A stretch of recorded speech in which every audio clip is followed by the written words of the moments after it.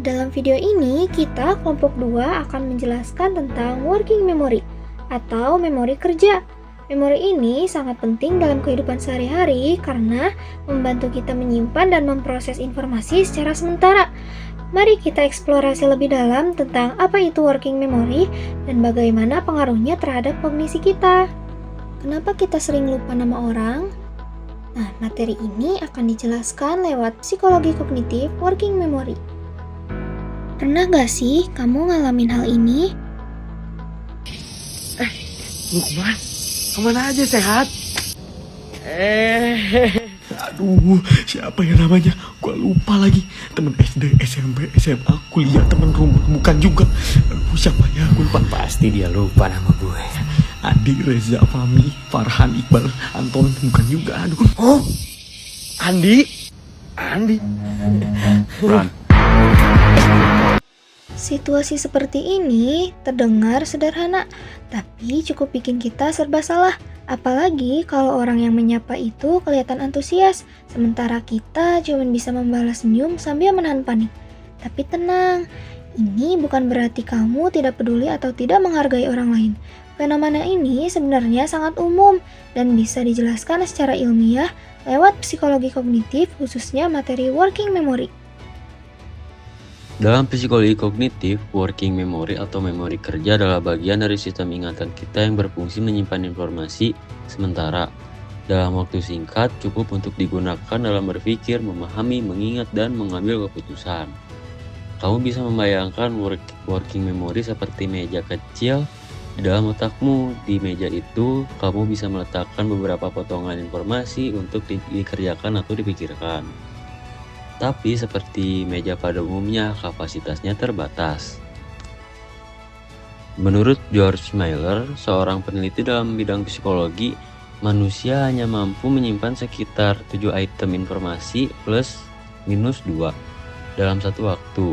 Artinya, sebagian besar dari kita hanya bisa menahan antara 5 sampai 9 informasi aktif di pikiran kita pada saat bersamaan. Bayangkan kamu sedang berpikir soal tugas kampus, memikirkan jadwal presentasi, mendengar notif HP masuk, lalu tiba-tiba ada seseorang yang menyapamu. Nama orang itu yang seharusnya tersimpan di memori malah menghilang begitu saja. Kenapa? Karena working memory kamu sedang penuh. Selain keterbatasan kapasitas, ada hal lain yang menyebabkan kita bisa lupa nama orang. Ini disebut dengan proactive interference atau gangguan proaktif. Proactive interference terjadi ketika informasi lama yang sudah tersimpan dalam memori, seperti nama-nama teman lama atau orang yang sering kita temui, mengganggu proses mengingat informasi baru, termasuk nama orang yang mungkin hanya kita temui sekali 2 kali. Jadi, ketika kamu melihat wajah seseorang yang familiar, tapi tidak bisa langsung mengingat namanya, bisa jadi karena nama-nama lain dalam ingatanmu justru saling tumpang tindih dan bikin bingung. Fenomena ini juga bisa diperburuk jika saat perkenalan pertama kita tidak memberi perhatian penuh. Contohnya, waktu pertama kali kenalan, kamu sambil scroll HP atau mikirin hal lain. Akibatnya, nama yang disampaikan hanya sekilas masuk ke telinga tanpa benar-benar diproses dan disimpan. Dalam teori working memory yang dikembangkan oleh Baddeley, bagian otak yang bertugas menyaring dan mengarahkan perhatian tersebut disebut dengan sentral eksekutif. Sentral eksekutif ini berfungsi untuk menentukan mana informasi yang penting dan perlu diproses lebih dalam. Jika saat perkenalan kamu tidak fokus, maka sentral eksekutif tidak akan menyimpan nama itu sebagai informasi penting. Hasilnya, kamu bisa lupa. Nes, apa kabar? Baik. Ya, lo apa kabar? Baik juga, udah lama gak ketemu. Iya. Lo makan sendirian? Terakhir kan kita ketemu yang Iya. Di Senayan waktu itu. Senayan emang. Kan lo rambutnya masih Panjang ya waktu itu ya? iya masih panjang, sekarang makanya udah dipotong ya? Iya udah, ya udah Iya. deh. Lo makan dulu. Yaudah, ntar gue kesini lagi. Gue cabut Iya, dulu ya. oke. Bye, Shirley. Enggak, ini itu kan, ini kalau nggak salah ini Lalu, bagaimana cara kita menghindari kejadian seperti ini? Pertama, kamu bisa gunakan teknik yang disebut rehearsal, yaitu mengulang informasi secara sadar.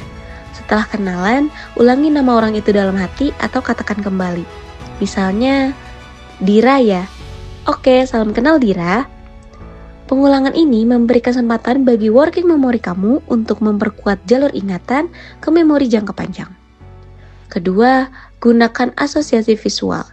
Misalnya, kamu bisa mengingat Dira sebagai Dira si rambut dikuncir, atau menghubungkan namanya dengan lagu, artis, atau sesuatu yang mudah kamu ingat. Teknik asosiasi sangat membantu, apalagi kalau kamu tipe visual. Ketiga, catat atau simpan kontaknya. Saat kamu pernah satu kelompok atau satu tim dengan seseorang, jangan ragu untuk menyimpan nama lengkap dengan catatan kecil di kontak HP. Bisa juga tambahkan foto profil atau deskripsi singkat. Dan terakhir, latih selective attention, yaitu kemampuan untuk memilih dan memfokuskan perhatian hanya pada informasi penting. Saat berkenalan, jauhkan gangguan seperti HP, musik, atau pikiran yang melayang. Beri perhatian penuh, karena perhatian adalah gerbang pertama menuju ingatan. Ternyata dengan sedikit strategi sederhana, kita bisa menghindari rasa canggung karena lupa nama. Dan yang lebih penting, kita bisa membuat orang lain merasa dihargai. Karena dalam relasi sosial, mengingat nama adalah bentuk perhatian kecil yang punya dampak besar. Lupa nama teman bukan tanda kamu cuek, tapi tanda bahwa otakmu sedang bekerja di bawah tekanan. Dengan memahami konsep working memory, kita bisa lebih memahami diri kita sendiri dan lebih bijak dalam memperlakukan orang lain.